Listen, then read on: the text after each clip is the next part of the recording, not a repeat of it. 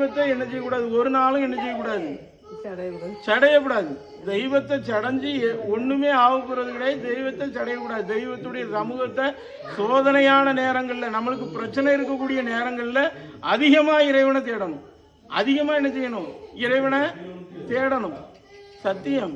பிரச்சனை இருக்கக்கூடிய நேரங்கள்ல இறைவனை அதிகமா தேடணும். அதிகமா தேடும் போதுதான் நம்மளுக்கு என்ன செய்யும், அதுல இருந்து ஒரு வரும். அதுதான். அதனால சாமியை கும்பிட நான் சாமியை அப்படியே கும்பிட்டு எதுக்கு அந்த வார்த்தையை சொல்லவே கூடாது.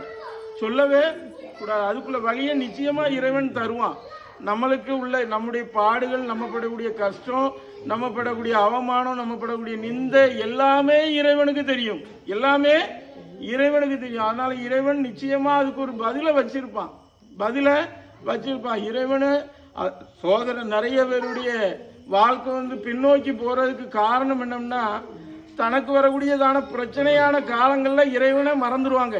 பிரச்சனை வரும்போது எதுக்கு இறைவனை தேடணும்னு சொல்லி மதம் மாறி போயிடுவாங்க. அப்ப அந்த நேரங்கள்ல தான் அவங்களுக்கு மறுபடியும் மேலும் மேலும் பிரச்சனைகள் வரும்.